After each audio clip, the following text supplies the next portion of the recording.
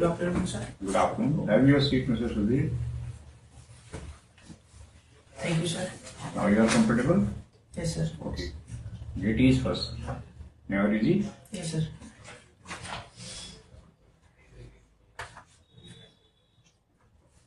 So, can we begin with Siddhartha Nagar? Yes, sir. What are three main Hindi में problems? बात करो। हाँ, sure, you can. But I will try to speak in English. Okay? Definitely. Okay, sir. तो अब सिद्धार्थ नगर से शुरू करते हैं। जी, सर। ठीक है? क्या तीन समस्याएं हैं सिद्धार्थ नगर की? अगर समस्या की बात की जाए सर, तो बाढ़ एक प्रमुख समस्या है। दूसरा, कृषि में जो छोटा जोत है उसके कारण पलायन एक प्रमुख समस्या है। और महिला से जुड़ी समस्याएं जैसे साक्षरता दर, ड्रॉप आउट, पोषण से संबंधित समस्याएं। That's right. मिस्टर सुधीर, आपने तीन प्रॉब्लम्स बताई और जिसमें से तीनों जो है वो बड़ी इम्पोर्टेंट प्रॉब्लम्स हैं और दो पर हम पहले चर्चा करना चाहेंगे। जी सर। दूसरा तो आपने बोला है, पहला आपने फ्लड को right, yes sir. And second आपने बोला ड्रॉप आउट केसेस जो वीमेन का पर्टिकुलरली है, यस सर। और तीसरा आपने एक कृषि से संबंधित है, कृषि से संबंधित है ना, छोटा जोत और पलायन सर। That's right. अगर मैं आपसे पूछूं कि इस पलायन को, जी सर। काज तो आपने बता दिया, जी सर। काजेज ये हैं कि वहाँ पे वो मार्जिनाइज फार्मर्स हैं, है ना, यस सर। तो इसलिए वहां से लोग बाहर चले जाते हैं। जी सर। अगर हम आपसे कहें कि आपको 3 मेजर्स लेने हैं कि वहां से पलायन रुक जाए, जी सर। और आप मान लीजिए कि आपको इसके लिए योजना आपके लिए कुछ बताना है, जी सर। तो आप 3 बातें ऐसी क्या बताएंगे जिससे वहां का पलायन रुक सके? सर, अगर कृषि से जो सिद्धार्थ नगर की GSDP है उसमें कृषि 94% योगदान देता है। तो सर, पहला उत्पादन, और दूसरा विपणन मतलब मार्केटिंग से संबंधित, और तीसरा सर फूड प्रोसेसिंग इंडस्ट्री जो आती है प्राथमिक क्षेत्र से। तो सर, अगर जो उत्पादन के स्तर पर देखा है तो सर FPOs को बढ़ावा दिया जा सकता है। दूसरा, सहकारी कृषि को बढ़ावा दिया जा सकता है। जो मार्जिनाइज छोटे और सीमांत किसान हैं तो उनको एक बड़ा जोत मिलेगा, तकनीक का उपयोग हो पाएगा और बार्गेनिंग क्षमता भी बढ़ेगी। दूसरा सर, विपणन से संबंधित समस्या है।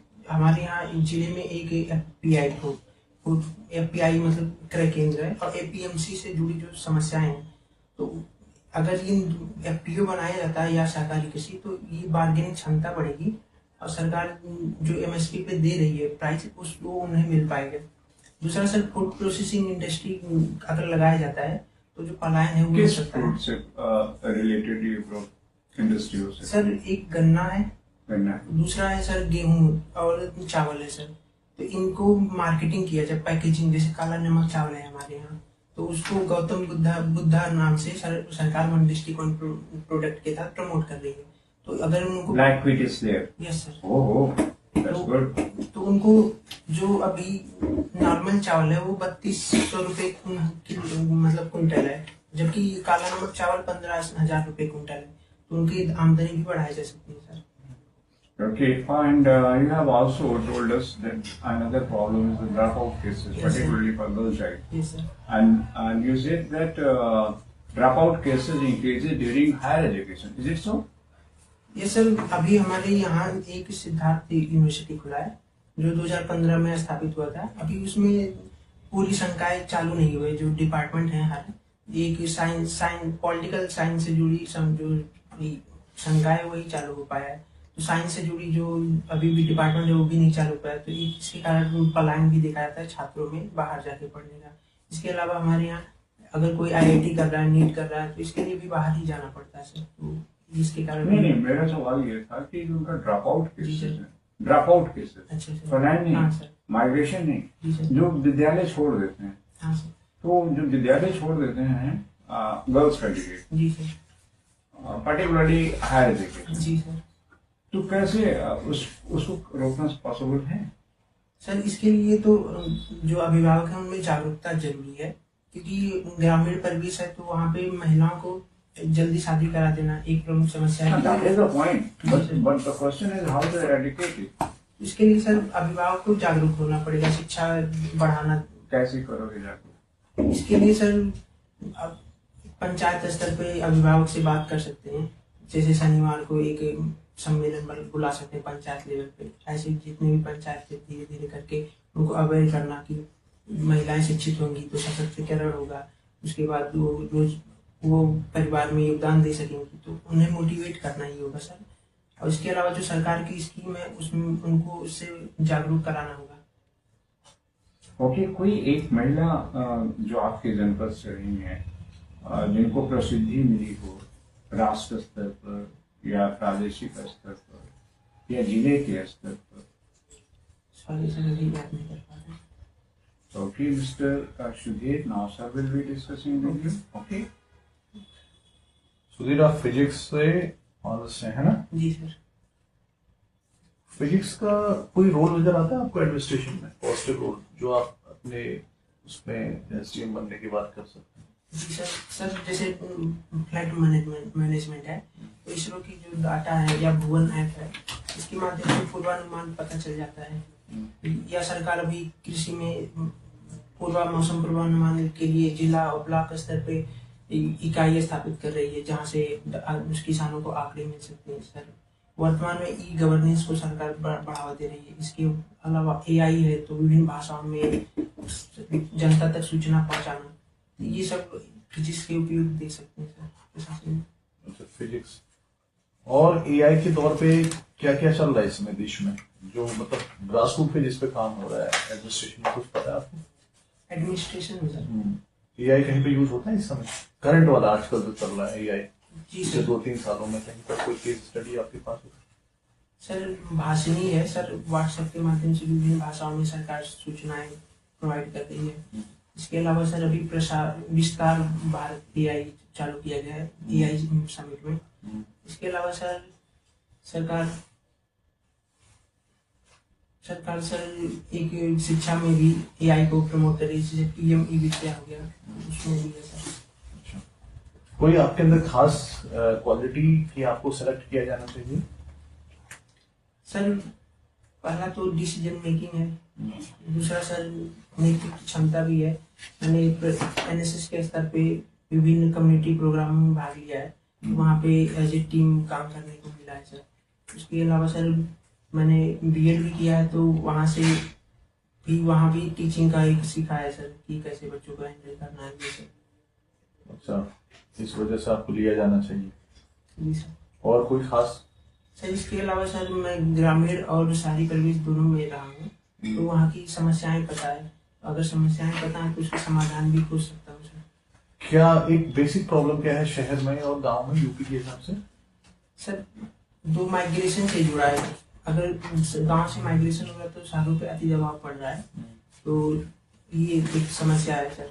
दूसरा सर इसी से जुड़ा, पलायन से जुड़ा समस्या है कि सर अपराध शहरों में अपराध अधिक जनसंख्या के कारण अपराध बढ़ रहे हैं। उसके बाद एनवायरनमेंट से जुड़ी समस्याएं सर, पोल्यूशन एक है, वाटर। अच्छा, water pollution, air pollution. Yes sir. एक एक्यूआई इंडेक्स भी होता है ना? Yes sir. क्या है ये?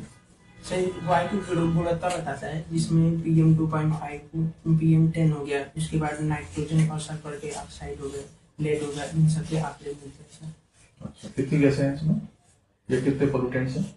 सर जितना याद कर पाऊँ सर 8 है। 8 है। कौन सा डिपार्टमेंट या मिनिस्ट्री इसे जारी करती है? सर ये पर्यावरण मंत्रालय है भारत का। Yes sir. नाम उसका पर्यावरण मंत्रालय ही है, इसका कुछ और है? एक सर जलवायु परिवर्तन वन पर्यावरण मंत्रालय। वन पर्यावरण मंत्रालय। कोई डिपार्टमेंट? सॉरी सर अभी नहीं सोच पा रहा। अच्छा, ग्रेप भी नाम सुना होगा। ग्रेप आप दिल्ली से पढ़े हुए हैं इसलिए पूछ रहा हूँ मैं आपसे। Grade detection. हाँ हाँ सर। क्या होता है? सर जब दिल्ली में ठंड के मौसम में पॉल्यूशन बढ़ता है, तो जैसे जैसे पॉल्यूशन बढ़ता है उसी के अनुसार ये लागू किया जाता है। जैसे 201 या AQI पहुंच गया तो उसके अनुसार क्या क्या प्लान है। आजकल अभी कौन सा ग्रेप लग रहा है इसमें आज की डेट में, अगर आपसे पूछा जाए तो? सर अभी तो AQI 200 से 300 के बीच में है, तो सेकंड लागू होगा। सेकंड लागू होगा पक्का? सर एग्जैक्ट नहीं पता सर। अच्छा ठीक है। अच्छा, एक वेटलैंड्स होते हैं ना, वेटलैंड्स। हाँ सर। वेटलैंड्स क्या होते हैं? सर आर्द्रभूमि दलदल क्षेत्र होते हैं जहाँ पे पानी को संचित करने का माध्यम होता है। यहाँ विभिन्न जैव विविधता का विकास होता है, विभिन्न पादप प्रजाति, पक्षी प्रजाति। उसके अलावा कृषि के लिए जल भी उपलब्ध होते हैं सर। अच्छा। तो ये आर्टिफिशियल होते हैं कि मैनमेड भी हो सकते हैं? सर दोनों हो सकते हैं। दोनों हो सकते यस सर। हैं। अपने यूपी में कोई खास? सर हमारे यहाँ आसपास में पार्वती अर्गा है सर।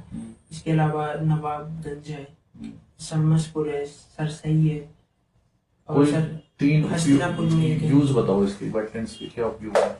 सर पहला पीने के लिए और कृषि के लिए पानी की उपलब्धता होती है, जो हमारे पक्षी, प्रवासी पक्षी, उनको आश्रय मिलता है सर। और इसके अलावा मत्स्य पालन भी है। और इसके अलावा सर ये जल का भू जल स्तर है, उसको बढ़ाने में भी योगदान करते हैं। कार्बन सिक्वेस्ट्रेशन में कोई योगदान है इसका? हाँ सर, हो सकता है। जो शैवाल हैं वो कार्बन को ऑब्जर्व करते हैं, तो इस हिसाब से हो सकता है। आईआर में आपकी रुचि है? जी सर। अगर मैं आपसे कहूँ कि जो वर्तमान पॉलिसी है भारत की, जी सर। विदेश नीति, जी सर। फॉरेन जी पॉलिसी, सर। उसको आपको डिफाइन करना है कि इस तरीके की है, ये कैसे कहना चाहेंगे आप? सर वर्तमान में अगर जो हमारे विदेश मंत्री की सुने, तो उन्होंने कहा कि भारत की जो फॉरेन पॉलिसी है वो पक्षपात पे आधारित है, और दूसरा सर भारत रणनीतिक संप्रभुता पे बल दे रहा है सर। रणनीतिक संप्रभुता क्या मतलब है इसका? Strategic autonomy sir. हाँ, कैसे मतलब डिफाइन करेंगे? सर इसको कि भारत जो भी डिसीजन लेगा उसमें राष्ट्रीय हित को प्राथमिकता दी जाएगी सर। राष्ट्रीय हित को प्राथमिकता जी, दी जाएगी। अभी कुछ ऐसा कुछ हुआ है हाल फिलहाल में जहाँ पे कि कुछ आरोप लगे हैं सरकार पे कि राष्ट्रीय हित को आपने आगे रखा या नहीं रखा, कुछ ऐसा चल रहा है? सर अभी यूएस इंडिया ट्रेड डील के संदर्भ में कहा जा रहा था कि भारत ने रसिया से तेल खरीदना बंद कर दिया, तो इसके संदर्भ में कहा जा रहा था कि भारत स्ट्रेटेजिक ऑटोनॉमी को फॉलो नहीं कर रहा है। लेकिन हाल के आंकड़े देखे जाए तो सर अभी भी भारत रसिया से तेल खरीद रहा है सर। अच्छा, तेल खरीद रहा है। एक गुट निरपेक्ष आंदोलन होता था एक जमाने में, जी सर, है ना? जब भारत आजाद हुआ था तो उसमें चर्चा में थी। जी सर। तो अभी भी क्या हम गुट निरपेक्षता का पालन करते हैं कि कुछ चेंज है हमारी पॉलिसी? सर वर्तमान में जो भारत की विदेश नीति है उसमें नॉन अलाइनमेंट से मल्टी अलाइनमेंट की ओर बढ़ा जा रहा है, जिसमें भारत विभिन्न गुटों में शामिल होगा और सभी के फ्रेंड के रूप में। कोई खास बताओ संगठन जो बने हुए हैं? सर वर्तमान में अगर पश्चिमी देशों के संगठन देखे जाए तो G20 स्क्वाड भारत उसमें सहयोग कर रहा है, तो साथ ही SCO और ब्रिक्स उसमें भी सही भागीदारी कर रहा है सर। इसके अलावा भारत खुद भी ग्लोबल साउथ की आवाज बन रहा है, इसके लिए सम्मेलन भी भारत चला रहा है सर। ये ग्लोबल साउथ वर्ड जो आया है ना, वाइस ऑफ ग्लोबल साउथ। हाँ, ये ग्लोबल साउथ का मीनिंग क्या होता है?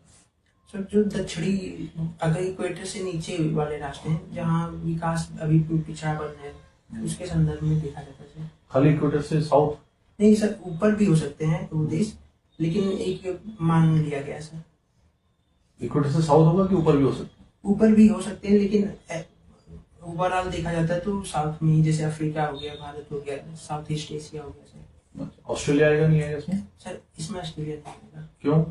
सर वो विकसित राष्ट्र है। Okay sir. सुधीर, जी सर।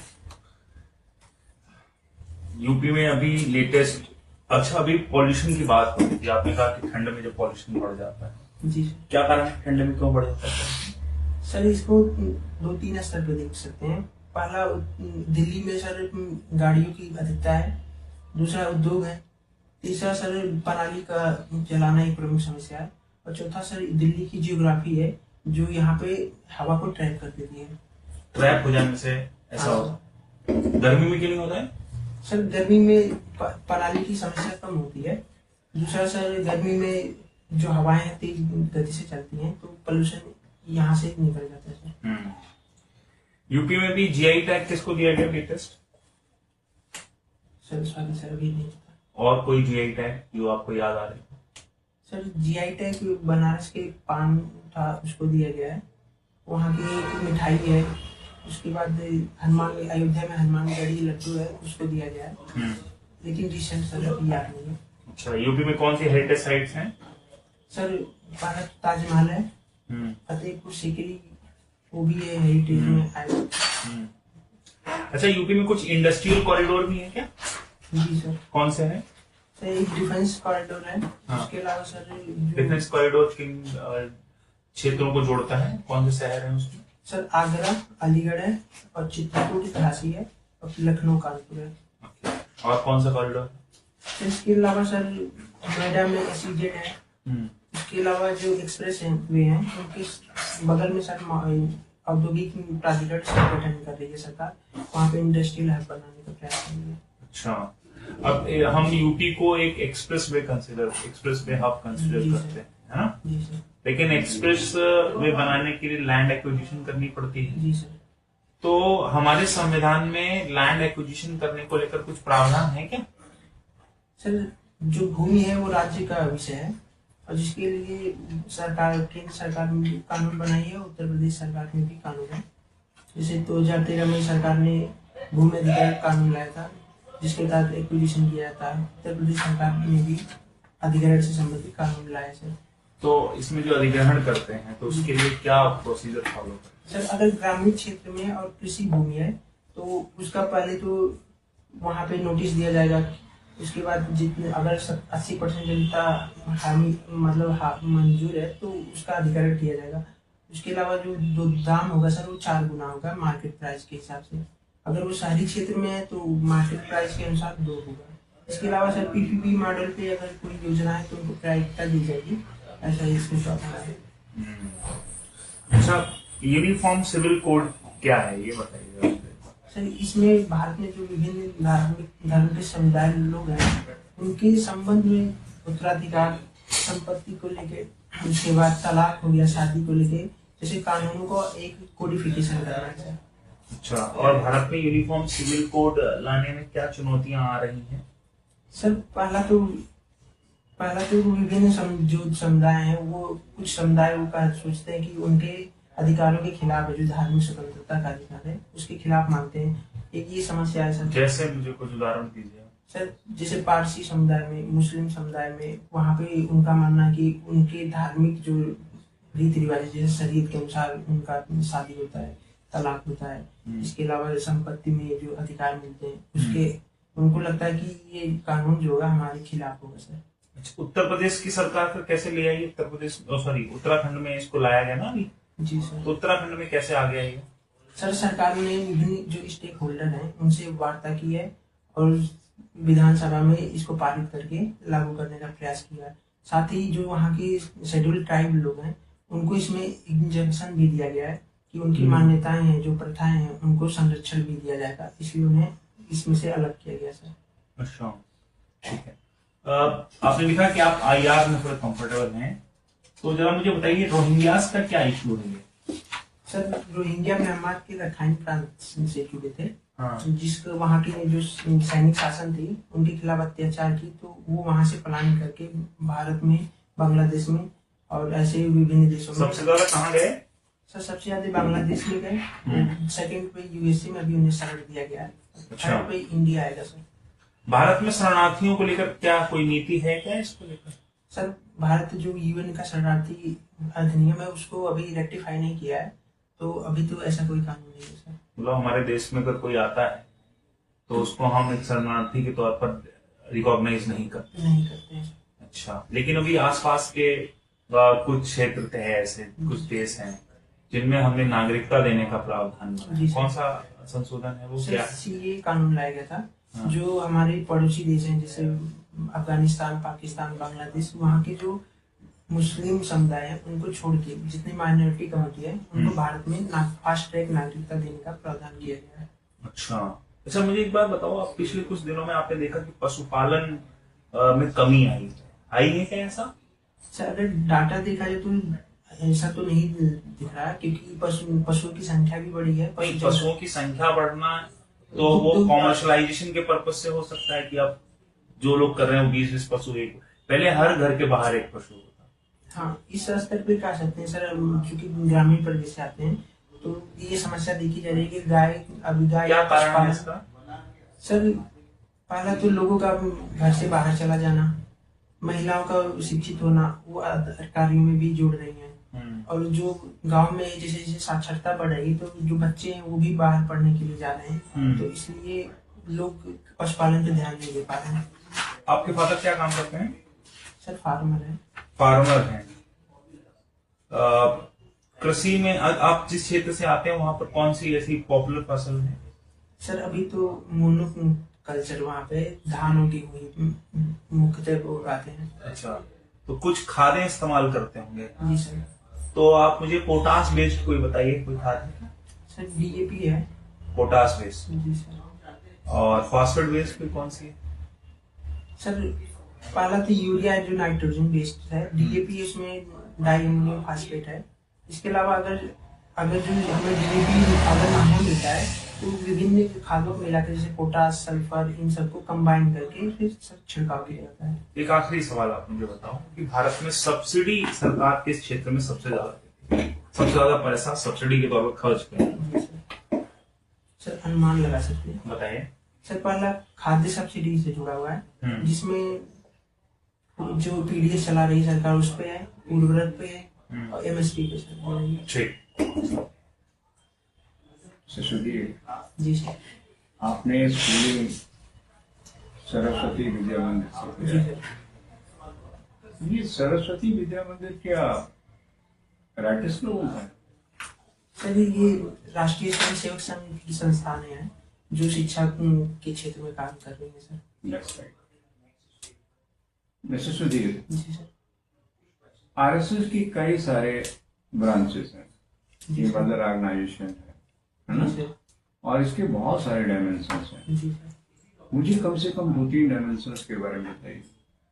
सर पहला तो जो सरस्वती शिशु मंदिर और विद्या मंदिर का है कॉलेज स्कूल। दूसरा सर इसकी संगठन है ABVP जो छात्र संगठन है।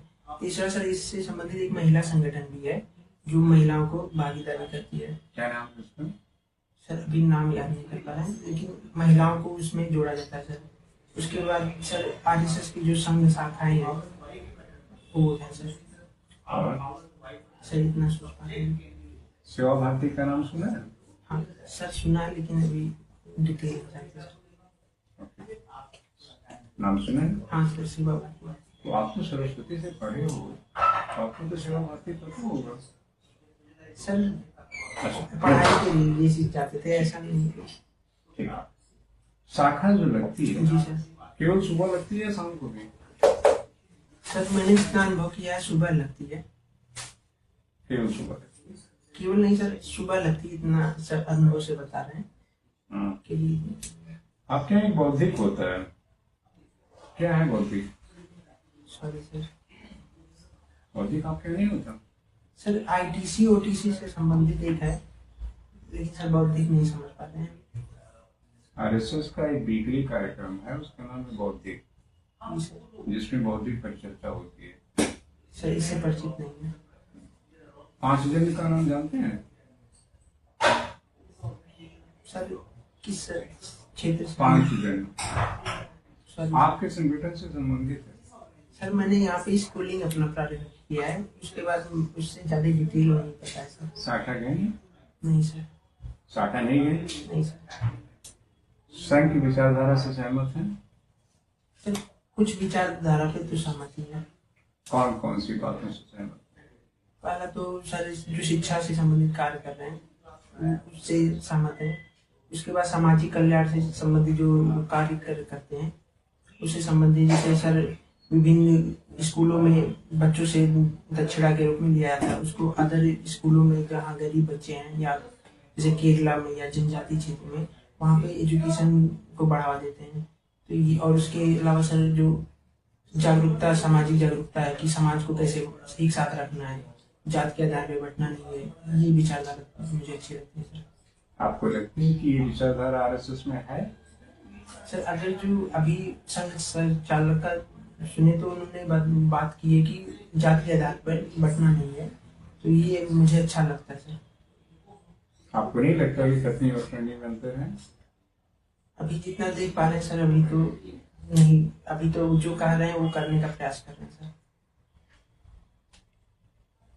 अभी आज तक कोई नॉन ब्राह्मण सरसंघ चालक हुआ है? सॉरी सर, लेकिन अनुमान लगा सकते हैं सर। हाँ हाँ। सर अभी तक नहीं हुए। चित्त पावन ब्राह्मण चित्तपावन ब्राह्मण जानते हो? जी sir. Okay, Mr. Sudhir. So, interview is over now.